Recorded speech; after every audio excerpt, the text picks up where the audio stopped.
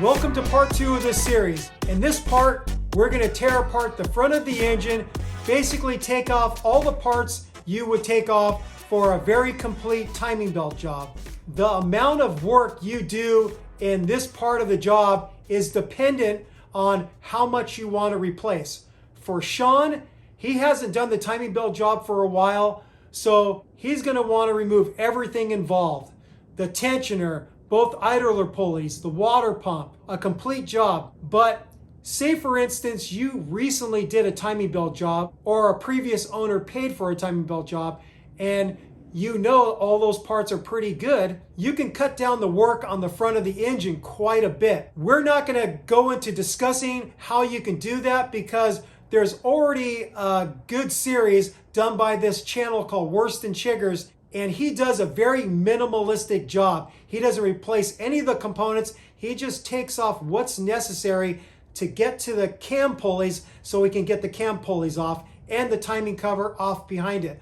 Because we're going to have to get the camshafts disconnected from the head, and that's why we have to access the front of the engine to get those pulleys off so we can free the camshafts of the head. So if you want to do a more minimalistic approach to tearing apart the front of the engine, you could click on the link above and that will bring you to the Worst and Chigger series, and you can watch how he does it to get the front of the engine torn down to get the cam pulleys off. With all that said, we're going to get started with tearing apart the front of the engine. The first thing we did is we removed the front grille, and it's held on by 7 plastic clips. And the plastic clips look like this, and it has this side that slides into the grille and is captured by a slot. So when you want to remove it, you have to use a flat blade screwdriver. That seems to be the best tool, and you push down on the plastic tab to where it aligns with the wider part of the slot, and then you can pull backwards and free the grille of the clip. And you could actually remove these clips. They just pop in, and then to get them out, if you wanted to pull them out, you just twist them sideways and you can get them out. Pretty simple. You just have to get in there with a screwdriver at each clip, push the tab down, pull back a little bit, and you'll be able to free your grille of the front of the vehicle. And the reason why we did this is we want easier access to the 4 mounting bolts for the radiator, because we're going to pull out the radiator for this job to have extra room to work at the front of the engine. We're going to get the coolant draining. I have this 18-quart plastic container. If you are in a situation where your coolant is pretty new and you want to save it, just make sure you drain it into a clean container so you can reuse it at the end of the job. The petcock valve for the radiator is on the passenger side. It's right here next to the transmission cooler nipple, and you just twist it lefty-loosey to open it up.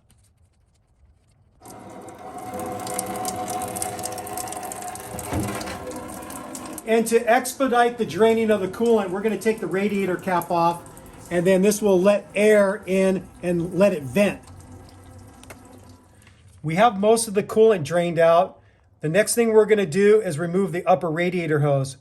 One thing to note about the radiator hoses is you can get them on backwards, and Toyota does you a favor and has marks on the hoses. They mark the side that goes to the engine with a yellow stripe, and then they mark the side that goes to the radiator with a white stripe. These are constant tension clamps. My tool of choice to disconnect them is bent nose, needle nose pliers. You compress the clamp and then slide it off the fitting. This constant tension clamp almost seems like it's the wrong size. Probably have to replace this one at some point. So just let me say, it should not be that hard to get the clamp off of the fitting. We're going to go to Toyota and definitely replace this clamp because it's not the right size. If the hose hasn't been on there too long, you usually can just twist it and break it free. But this one's been on there for a decent amount of time. So what you'll want to do is get a pick tool like this, and you get it in between the hose and the fitting, and you work it around the circumference, and then you could break it free. That should be enough. And then I'm going to do the same with the other side.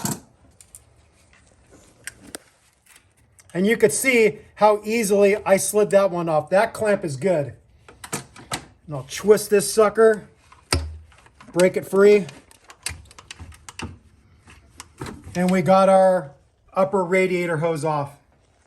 The next thing we want to remove is the fan shroud. It's two pieces. It has the main body on the top, and then it has a smaller section on the bottom that connects to the main body with two metal clips.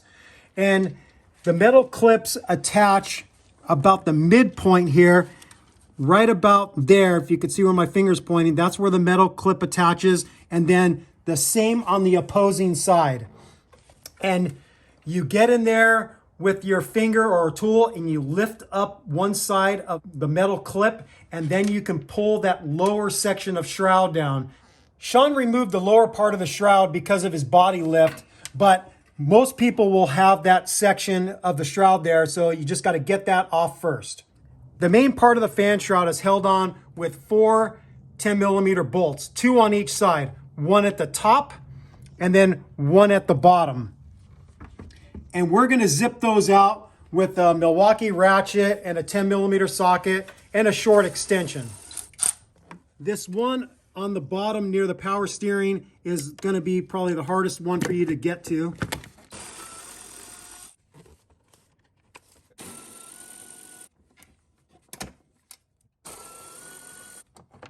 Now that the shroud is loose, I'm going to get the overflow nozzle out of my way.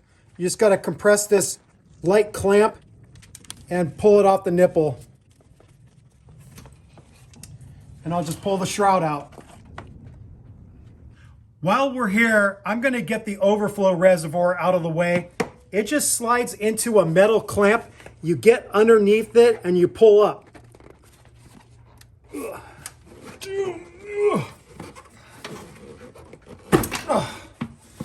See, that's the thing you need to be careful with, because you can slip and then your hand can make contact with some sharp metal. It breaks free all of a sudden and then your hand just gets sliced. And you might pull up with such force you slam it into your jaw and knock yourself out.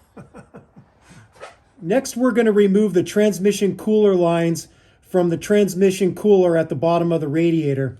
What you see here is an inline magnetic transmission filter. You're most likely not going to have that, so don't let that throw you. It just looks a little different because we put that in and then we have that running to an external cooler at the front of the vehicle. This is a regular screw type of clamp, but you'll most likely have a constant tension clamp. So I'm going to loosen this with a screwdriver. I have the hose clamp loose. Before I remove the hose off of the fitting, I want to have a catch container underneath the hose because some transmission fluid is going to come out. I'm going to twist it. It seems like I can get it off no problem. If it was kind of stuck on there, you'd want to use a pick tool like this to get in between the hose and the nipple and loosen it up. Another tool you can use is a hose pliers like this, where it grabs the hose. So I'm going to grab onto it with my hose pliers and see if I could pull this thing off. It's a coming, it's a coming. Little wiggle. And I'm going to be ready with a hose plug, a silicone plug, to plug it right away because it's going to start spewing out transmission fluid. And I did pretty good. I only lost a little bit. Another nice thing would be to have a vacuum cap that you could put over the nipple on the radiator, so when you move the radiator out, you're not dripping ATF everywhere. Now we're gonna disconnect the transmission cooler hose on the passenger side. I'm gonna compress the constant tension clamp with my needle nose pliers, move it back on the hose. I'll get my hose pliers and I'm gonna pull this one off. I give this a little twist. There we go. Okay, and I got this side plugged off. Now that we have the transmission cooler lines disconnected, I'm going to disconnect the lower radiator hose. Another constant tension clamp, compress it with my bent nose, needle nose pliers, and move it off the fitting. And this clamp looks again like one that maybe should be replaced. Shouldn't be this hard to wiggle it off the fitting. There we go. Give it a twist. Looks like it's going to come off. You're going to want your coolant catch container underneath because even though you drained it at the petcock valve, there's still some coolant in here and it's going to come out.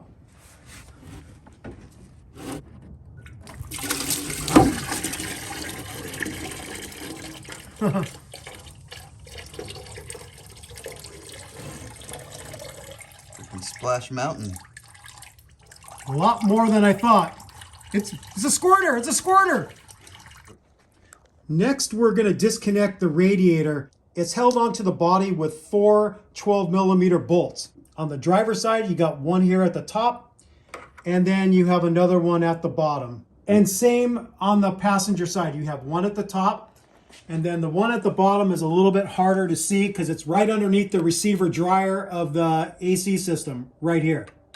I'm gonna break them free first with my gear wrench, flex head, 3/8 ratchet, a 6-inch extension, and a 12mm socket. Okay, those are all loose, and now I'm gonna transition to the Milwaukee ratchet. After removing the last bolt, if you're wondering why the radiator didn't just drop, it's because it's hooked into the body with these hooks on either side. So we could just lift this radiator right out of the body, free the hooks, and voila.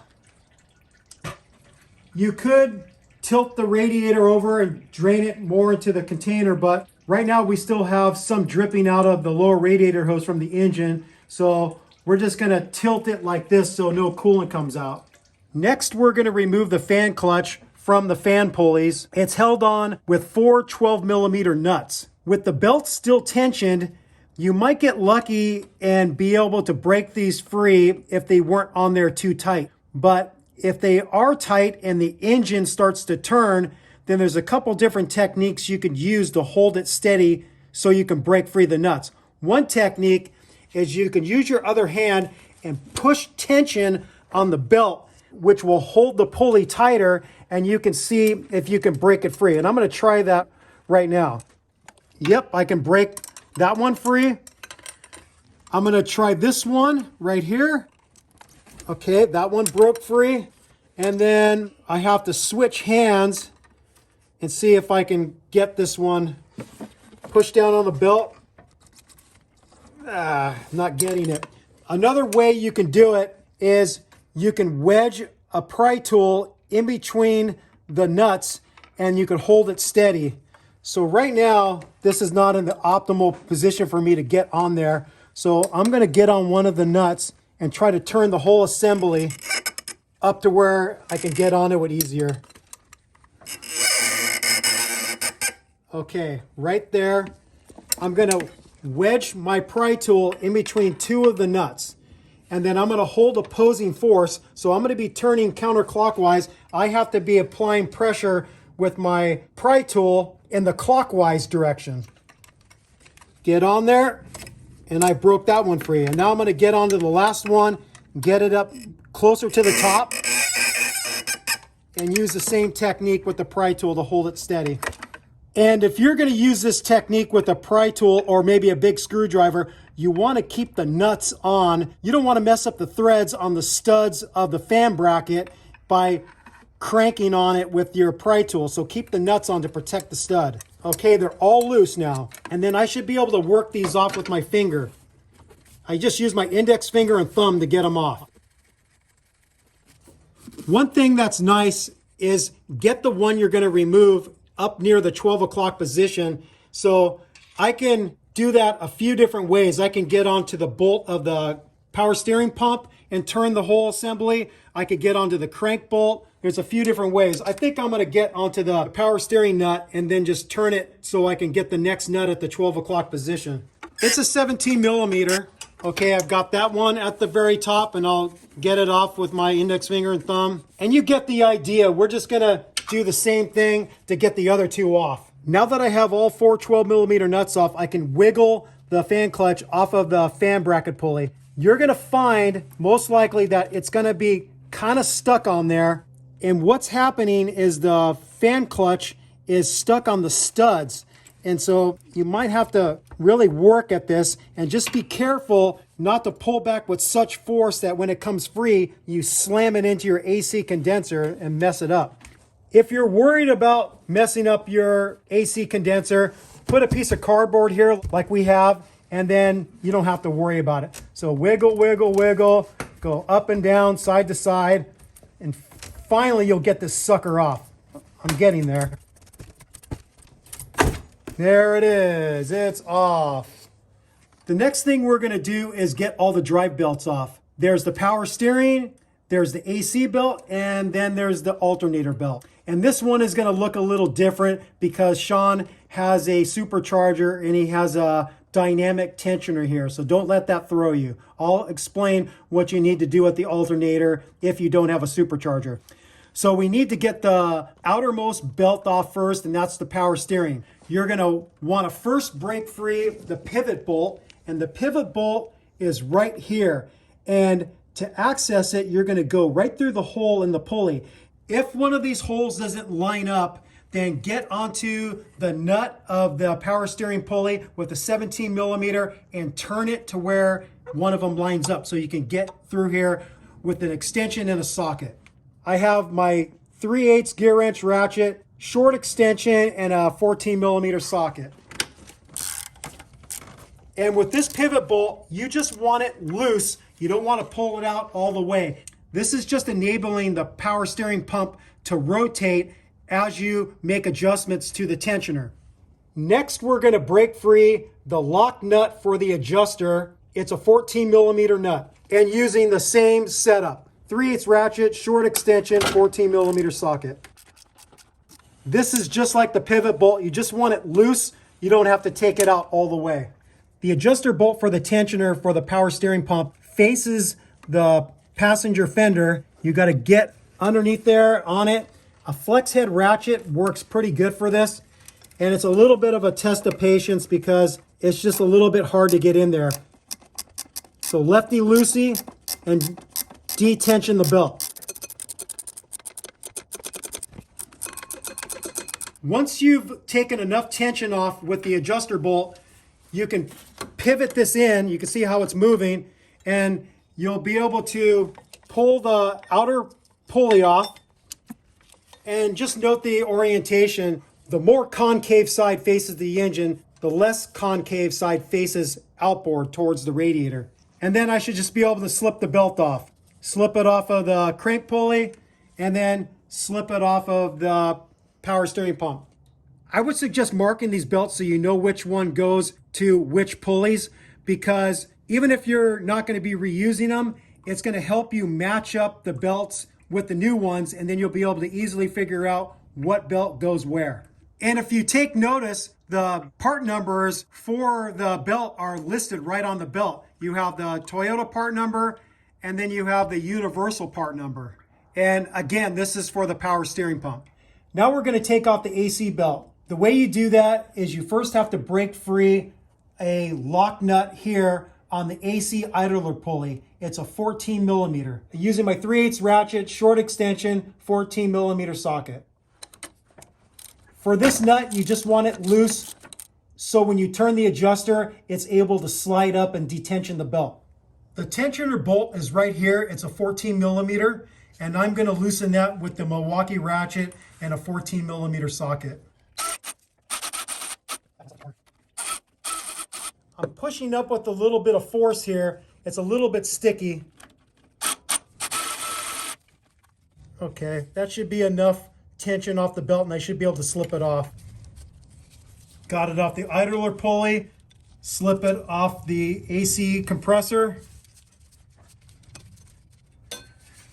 and then finally off of the crank pulley. To take tension off of the alternator belt, this is what you would do. You would break free the 14 millimeter pivot bolt right up at the 12 o'clock position. You're going to break it loose, but you're not going to take it all the way out. You just want the alternator to be able to pivot towards the engine. At the bottom, at about the 6 o'clock position, you're going to break free a 12 millimeter lock nut for the adjuster. And you just break it free. You don't take it off all the way. And then finally, facing the driver's side, you have a 12 millimeter adjuster bolt. And the best tool to turn that is a ratcheting box end wrench, and you would loosen it until you've detensioned the belt enough to where you could slip it off of the alternator pulley and then finally get that belt off. If you're like Sean and you have a supercharger and you have a dynamic tensioner, we're going to get this dynamic tensioner off now. It's held on with a 17 millimeter bolt right here.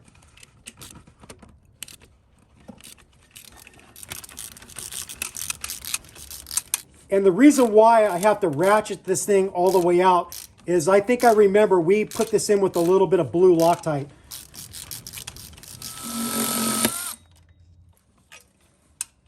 And there it is, the dynamic tensioner is off. And I do see signs of some blue Loctite on there, so that's why it was rough coming off the whole way. With the dynamic tensioner out of the way, now we're going to remove the tensioner bracket.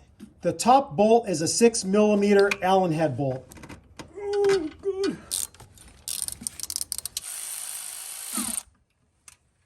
We're going to slide off this other fan pulley and get it out of our way. Next, we're going to remove the number 2 timing cover. It's held on with 6 10 millimeter bolts. There's 4 at the top. There's 1 here on the driver's side, and then there's 1 down on the passenger side. I'm going to zip them out with the Milwaukee ratchet, 6-inch extension, and a 10 millimeter socket.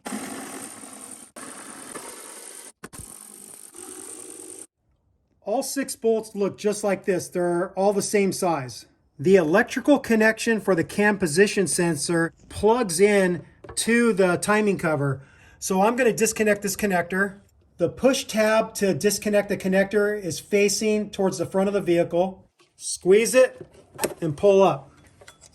Now I'm going to move the cover off.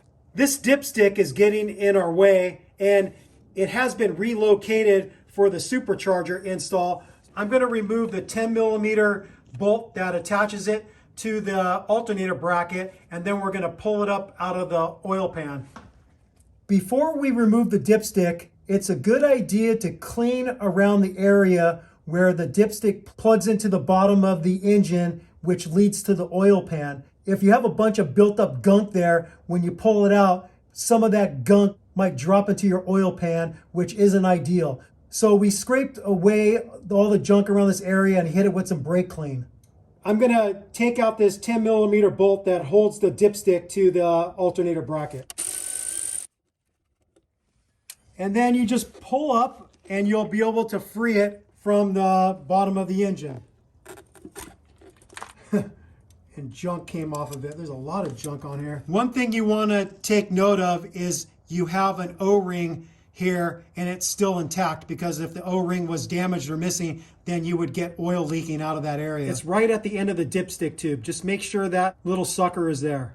With the dipstick out of our way, now I'm going to pull back on the cover. I'm going to tilt it down to where I can get to the back side of the cam position sensor connector, and I'm going to squeeze it and push it through. This one's a little bit wasted, so it doesn't look like it'll be too hard to get out. And with the connector disconnected, now we can get the number 2 timing cover off. Next, we're going to work on getting the fan bracket pulley off the engine. The first thing we're going to do is we're going to get the tensioner for the power steering pump out of our way. There's a 14 millimeter nut right here we're going to remove, and then we're going to remove a second 14 millimeter nut and pull the adjuster off the engine. I'm using a deep 14 millimeter socket for this. Okay, that one's broken free, and if you remember, this one was already broken free to detension the belt. I'm going to transition to the Milwaukee ratchet and zip both these nuts off the rest of the way. And I should be able to wiggle this thing out of here. Hopefully. There we go. And you can see how this thing works. As you turn the bolt, you're able to take tension off of the belt. And just to make my life easier, I'm going to put this nut back on here and then bag these all together. There's 2 more fasteners we have to remove to get the fan bracket pulley off. There's a bolt at the top, and then there's another nut down here facing the driver's side. Okay, they're broken free. Now I'm going to transition to the Milwaukee.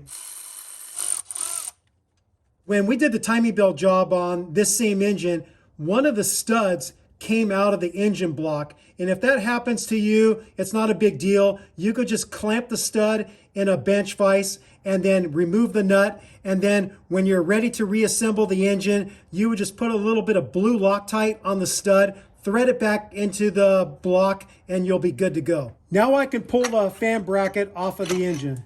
These are known to go bad on people, so you just want to do a quick check. Make sure that the bearing feels smooth, there's no play, and this fan bracket pulley still feels pretty good, so I would feel comfortable reusing this. Next, I'm going to remove the lower radiator hose from the water neck. It's a constant tension clamp using my bent nose, needle nose pliers.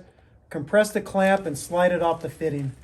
If you're lucky, you can give it a twist and it'll come off, and it looks like it is. If not, you're going to want to use a pick tool and get in between the hose and the fitting, work it around the circumference and break it free. This has been leaking coolant for a while and it's still leaking coolant, so just know when you pull it off the rest of the way and don't catch it right in the face. So I'm going to drain a little more out, and then I'm going to slide this off and hopefully not make a huge mess. Next, we're going to get the water neck off, and we're hoping once we get the thermostat out of the way, we're going to get most of the coolant out so we're not listening to dripping sounds. The water neck is held on with 3 12mm nuts.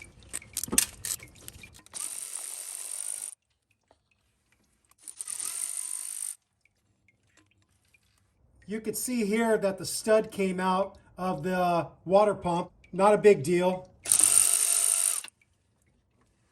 You have a wiring bracket here. I'm going to slide off of the upper stud, and then I should be able to remove the neck.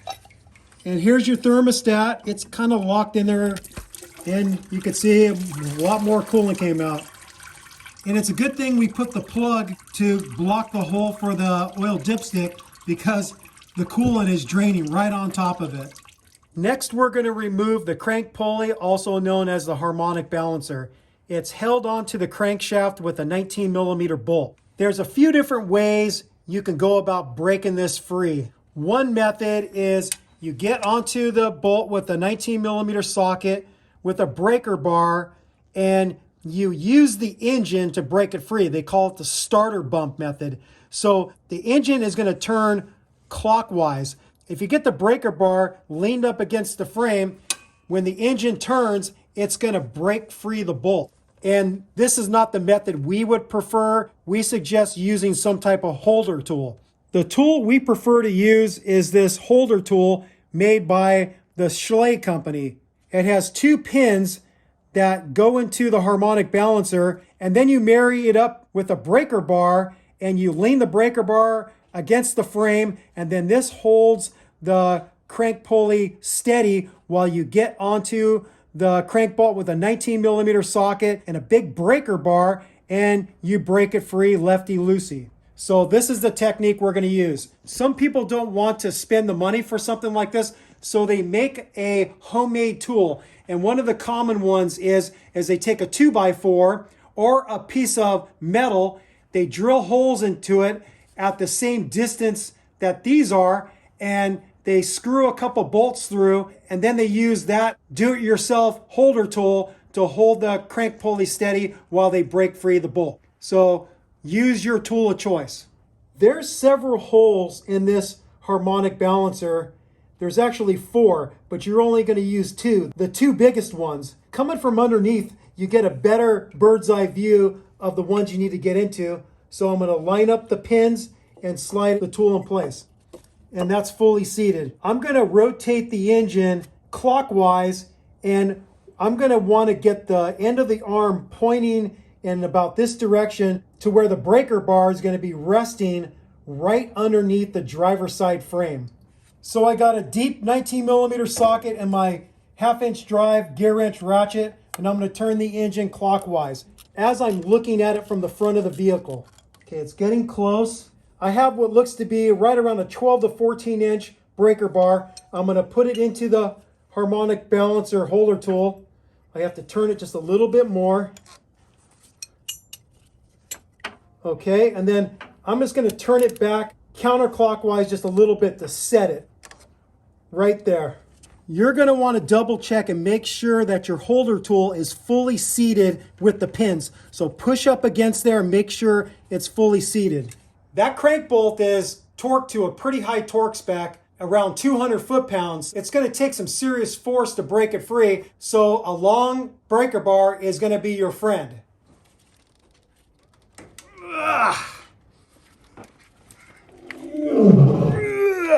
Okay, I broke it free. There we go. It's loose enough that I can just get it out with the socket. This crank bolt is not reusable. It is suggested by Toyota you replace it. Now that I have the crank bolt out, I'm going to remove my breaker bar and the crank pulley holding tool. With the crank bolt off, now you could slide the crank pulley or harmonic balancer off the end of the crankshaft. You'll have to get very lucky that you can wiggle this thing off just with your hand strength.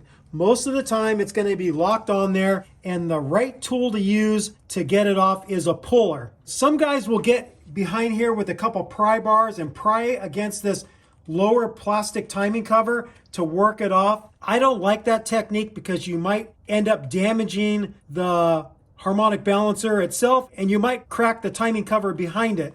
I'm going to get out a OTC puller that I have from a kit, and we're going to get it on here and we're going to draw it off. What you'll want to do is you want to get your crank bolt back in just part of the way.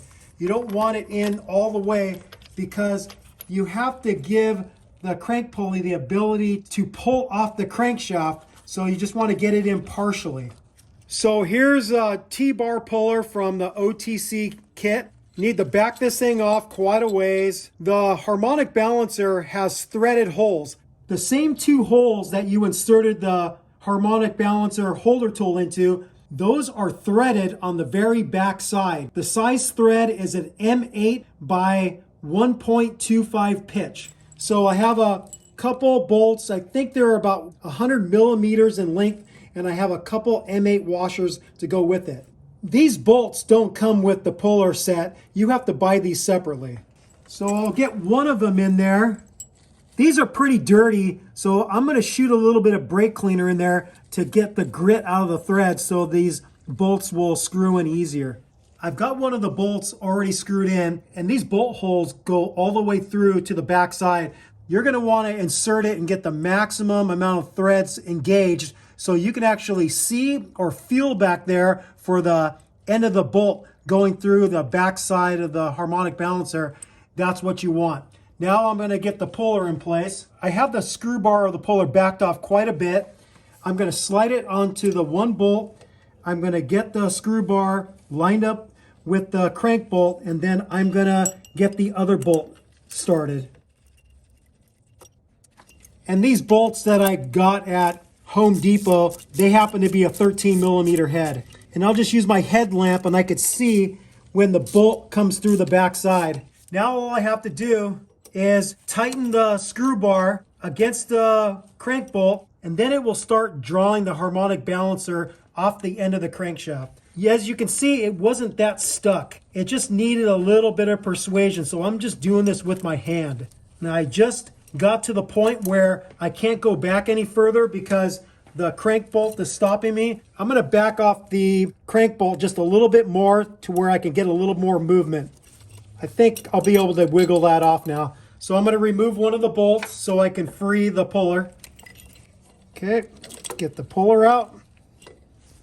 Now that I got the puller out of the way, I'm going to remove the crank bolt, and then I should be able to wiggle this off, just being careful that I still have that bolt in there. I don't want to slam it into the AC condenser. There it is.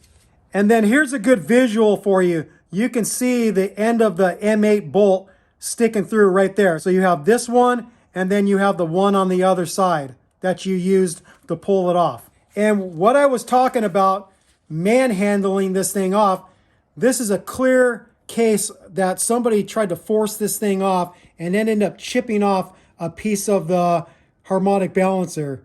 That's what you don't want to do. Next, we're going to disconnect the starter wire bracket. It's held on with two 10mm bolts. There's one right here on the driver's side, right near where the oil dipstick goes into the engine. On the passenger side, the second bolt is basically right underneath the timing belt tensioner. I'm gonna zip them out with my long reach Milwaukee ratchet, short extension, and 10mm socket. And now you can see that the starter wire bracket is loose. The reason why we disconnected it is it gets in the way of taking this lower timing cover off, and that's where we're gonna disconnect next. This cover is the #1 timing cover, and it's held on with 4 10mm bolts. One at the top on the driver's side, one below right here, a third one here, there is a fourth one right there.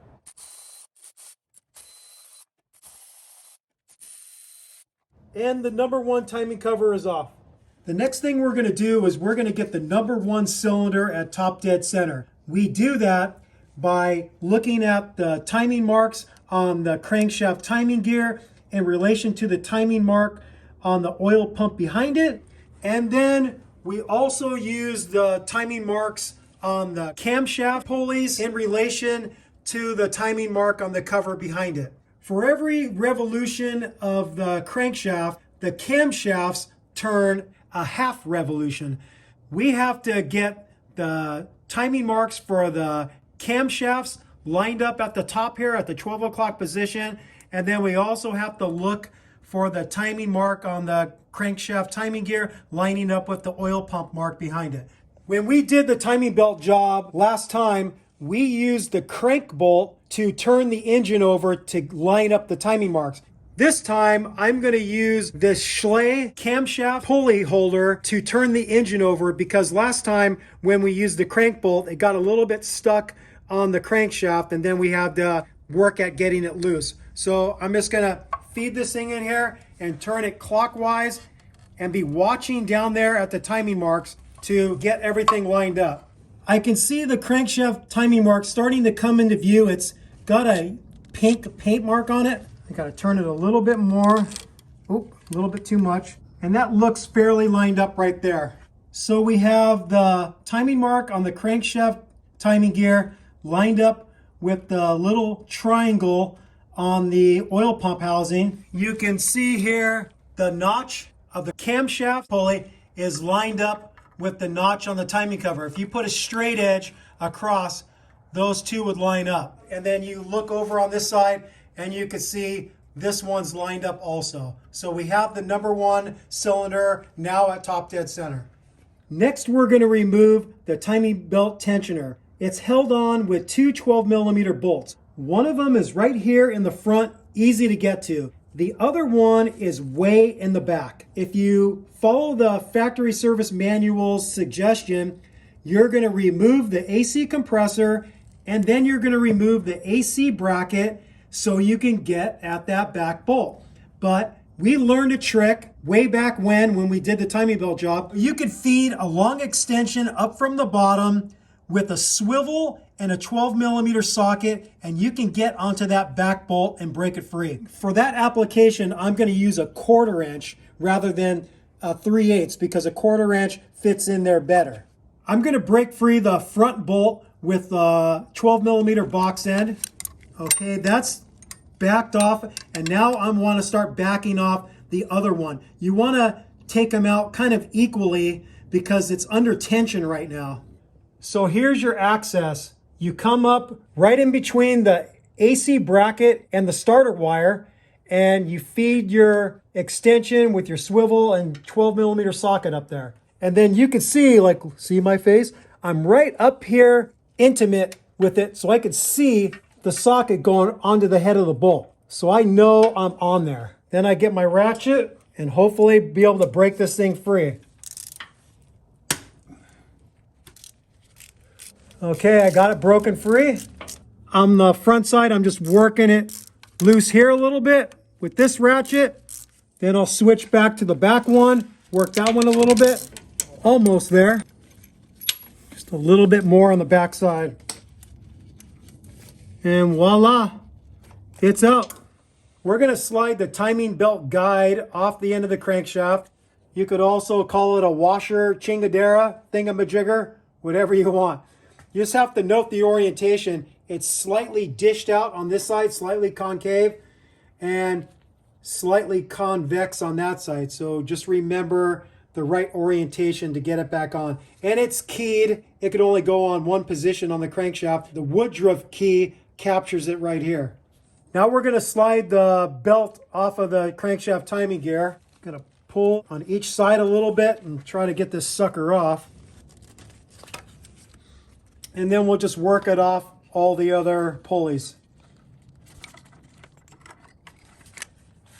Next, we're going to slide off the crankshaft timing gear. This could possibly be stuck, and you'll have to use the same technique we used to get the crankshaft pulley off by using a puller. These bolt holes are an M6 by 1.0 pitch.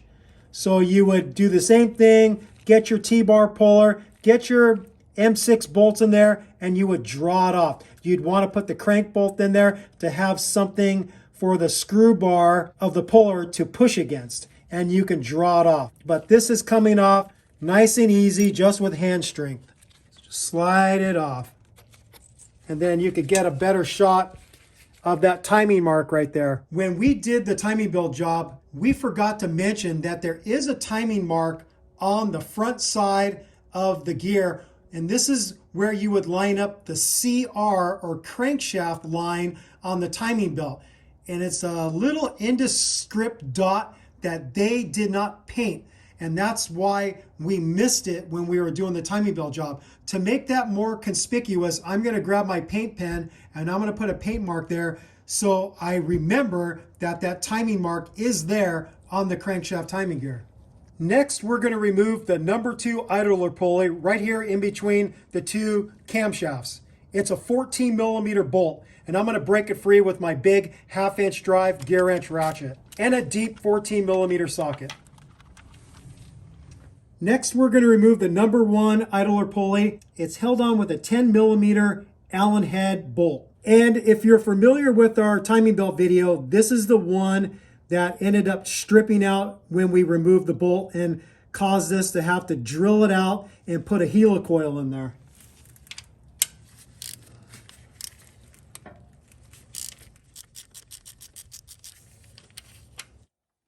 On the back side, there is a washer, so be careful when you're taking it off and make sure you don't lose that washer. So this was the washer I'm talking about. It goes right on the back side there.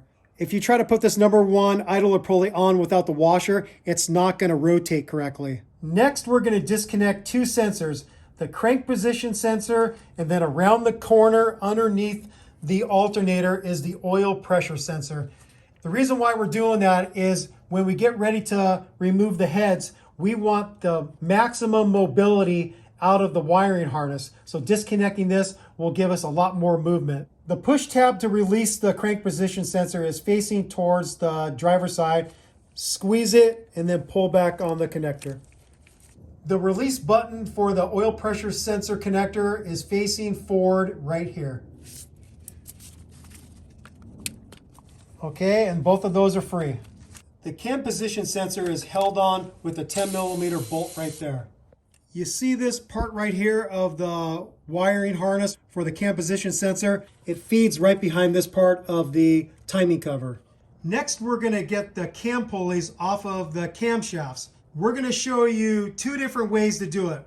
One is going to be harder than the other, but we're showing you this just in case you don't have impact guns to use. So I have this universal pulley holder, and it's pretty long with a lot of leverage, and it has different size pins you can use based off of the application you're working on. I'm going to get the puller out, and I'm going to choose the biggest pins that are available in this kit. You screw them in, and then on the back side you can put a nut on the back just to make sure it stays in place. I don't really think these are necessary, but I'll put them on anyways. Okay, now let's go back to the engine and see if this is going to work for us. So I'm going to get the universal pulley holder in place, and you're basically feeding these rods in the camshaft pulley. So with this universal holder tool, it does matter which side you have the pins coming out. when I first got it on there and I knew that I was going to have to pull opposing force in this direction while I get onto here with a 17 millimeter socket with a breaker bar and push this way, when I had the pins coming up in this orientation, it wasn't grabbing the pulley properly. So you have to get the pins on the right side. So I got this set. I'm going to get my big breaker bar and then see if I have the strength necessary to break this free. Last time we had to use 2 people to do this. So let's see if I can do it. For this process, it doesn't matter if the camshaft moves independent of the other camshaft in the crankshaft because this is a non-interference engine. Just get the camshaft in the position you need it to get the most leverage. So I'm bringing it back a little bit closer to me. Ugh. And I can't get it. If you're not a loner and you have somebody to help you and you don't have an impact gun, you can do it this way. So I'm going to hold the pulley tool firm while Sean turns the big breaker bar, and hopefully we can break this free. Okay, go for it. There it is. 2 is better than 1. Okay, that was the hard way. Now let's show you the easier way. So for this technique, we're going to use an impact gun and then the smaller Schley camshaft pulley holder and see if we can break this free a lot easier. And as you can see, that's a lot easier than throwing out your shoulder. I'm going to turn this back to top dead center.